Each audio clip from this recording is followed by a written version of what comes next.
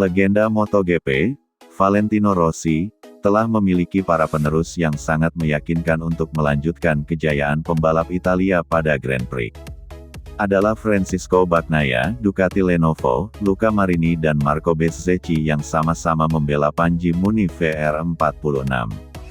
Ketiga murid Rossi itu pun tak jarang terlibat persaingan sengit di dalam lintasan. Apalagi Bezzecchi mulai sering bersaing untuk di posisi 5 besar bahkan untuk podium. Nurani seorang pembalap tak akan pudar yaitu menjadi yang tercepat dan memenangkan lomba. Pada seri terakhir jelang paruh musim, 3 Akademi Rossi bahkan berada di baris terdepan pada start GP Belanda. Hingga Bagnaia dan Bezzecchi yang akhirnya finish di posisi 1 dan 2.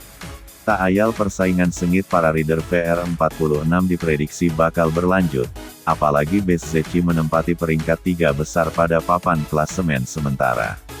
Pembalap VR46 memang selalu tampak akur pada MotoGP. Namun Bagnaia menjelaskan semuanya tetap akan menjadi lawan saat balapan. Dari sudut pandang saya, sama saja, kata Bagnaia dikutip bolasport.com dari Speedweek.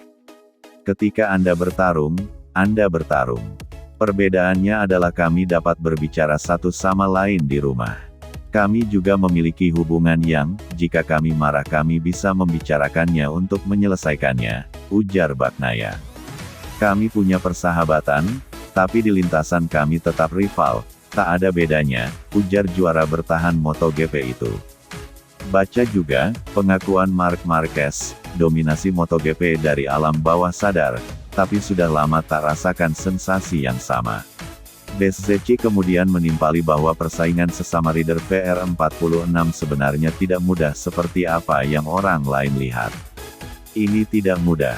Semua orang selalu berpikir bahwa bertarung dengan orang-orang dari akademi lebih menyenangkan, ucap Bezzecchi. Kenyataannya, itu sedikit kurang menyenangkan karena Anda selalu sedikit takut untuk melakukannya secara berlebihan. Hal itu tidak hanya berlaku untuk Pecco, tetapi juga dengan semua orang dari akademi, ujar Bezzecchi.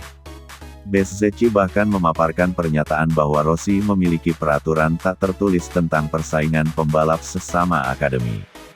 Dia mengatakan bahwa Rossi pasti tak senang jika pembalapnya saling melukai, sekeras apapun persaingan saat balapan.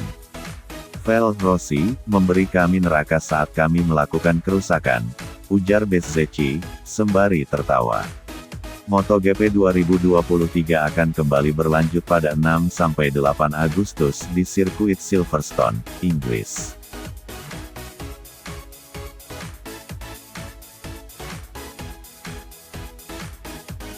Kecewa regulasi MotoGP yang untungkan pabrikan Eropa, Casey Stoner kasih peringatan, awas, Honda dan Yamaha bisa cabut.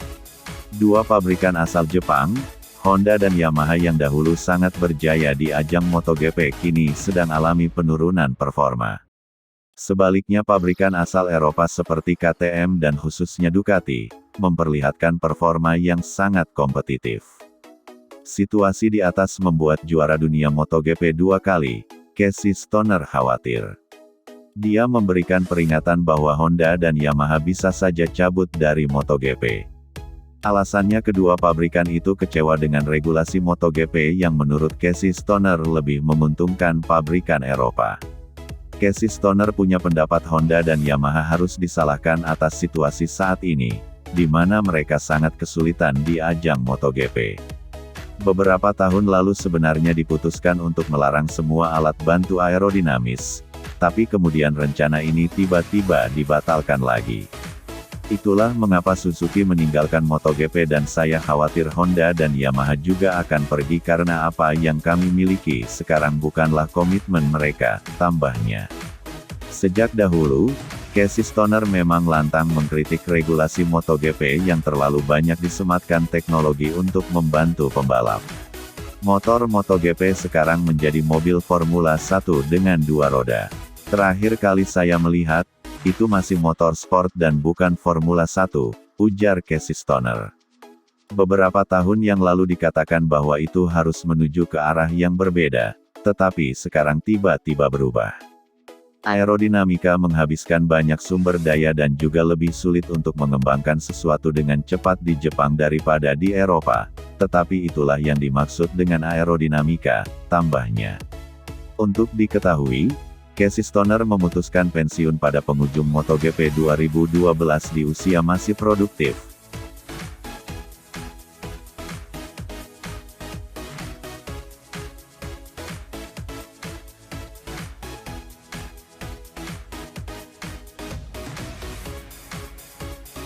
Presiden IRTA jelaskan alasan posisi Suzuki MotoGP tak boleh diisi tim satelit. Mulai MotoGP 2023 ini hanya ada 5 pabrikan peserta MotoGP, yakni Aprilia, Ducati, Honda, KTM dan Yamaha. 3 dari Eropa dan tersisa 2 dari Jepang. Pabrikan Hamamatsu, Suzuki mundur setelah kompetisi 2022 yang lalu. Posisi kosong di Suzuki sebenarnya menarik minat banyak tim satelit, salah satunya KTM yang ingin membentuk tim ketiga. Tapi, MotoGP menegaskan bahwa posisi yang ditinggal oleh Suzuki hanya boleh diisi oleh tim pabrikan, bukan tim satelit. Dengan harapan pabrikan seperti BMW atau Kawasaki tertarik meramaikan kelas utama Grand Prix. Hervé Poncharal sebagai pemilik tim Tech 3, yang juga menjabat Presiden IRTA di MotoGP, menjelaskan mengapa posisi yang ditinggalkan Suzuki tidak diberikan kepada tim satelit. Skenario yang ideal adalah 24 motor, dengan 6 motor pabrikan dan semuanya dengan tim satelit, kata Poncharal dalam wawancara dengan Motorsport tanda hubung Total.com, seperti dikutip Motorsport.com. Untuk membangun tim di MotoGP tidaklah mudah, butuh usaha keras dan modal besar, tidak hanya untuk setahun tapi paling tidak 5 tahun. Membangun tim MotoGP tidaklah mudah. Siapapun yang akan melakukannya akan mengatakan bahwa mereka tidak akan melakukannya untuk satu musim. Investasinya akan terlalu besar. Anda membutuhkan setidaknya 5 tahun, jelas pria Prancis itu. Tentang tim satelit, saat ini ada 6 tim satelit yang berlaga di kelas utama. 3 diantaranya mengikuti Ducati, sementara KTM, Aprilia dan Honda masing-masing memiliki 1 tim satelit. Dengan Yamaha menjadi satu-satunya pabrikan tanpa tim satelit di MotoGP.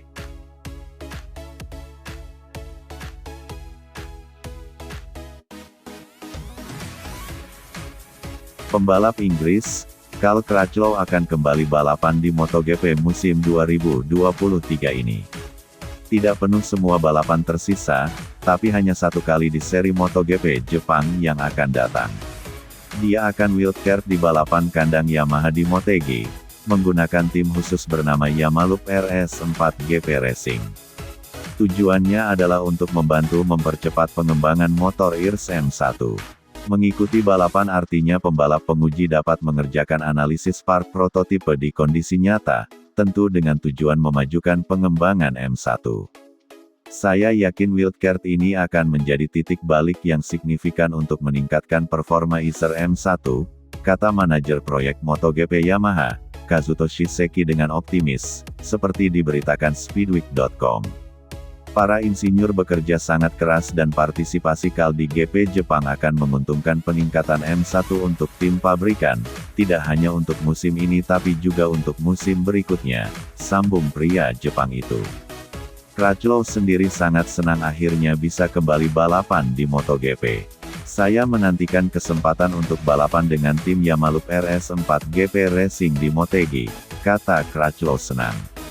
Sebagai test rider Yamaha, saya melakukan semua yang saya bisa untuk membantu mengembangkan M1.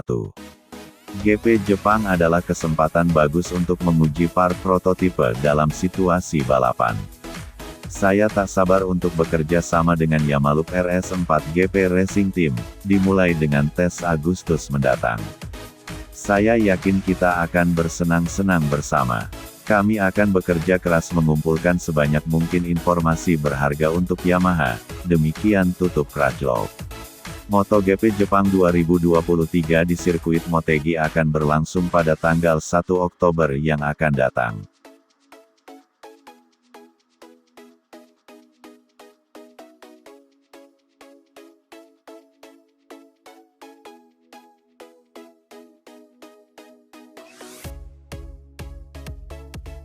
Motor Racing, YMR, resmi mengumumkan bahwa test rider mereka, Cal Crutchlow, akan menjalani balapan dengan status wildcard MotoGP Jepang di sirkuit Motegi pada 29 September 1 Oktober tahun 2023. Sosok Cal Crutchlow akan membela skuad Yamalup RS4 GP Racing Team. Dia diketahui pensiun dari MotoGP pada akhir 2020. Rider Inggris ini pernah membela Monster Yamaha Tech3, Ducati Team, dan LCR Honda. Ia lalu menerima tawaran Yamaha untuk jadi pengganti Jorge Lorenzo sebagai test rider sekaligus pembalap cadangan. Sejak memegang jabatan itu, Crutchlow terhitung 10 kali balapan di MotoGP, tetapi selalu berstatus sebagai pengganti pembalap yang cedera.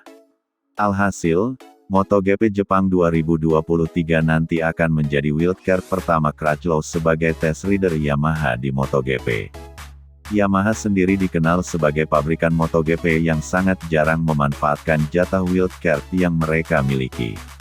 Namun, tampaknya mereka mulai sadar betapa pentingnya tampil dengan pembalap wildcard.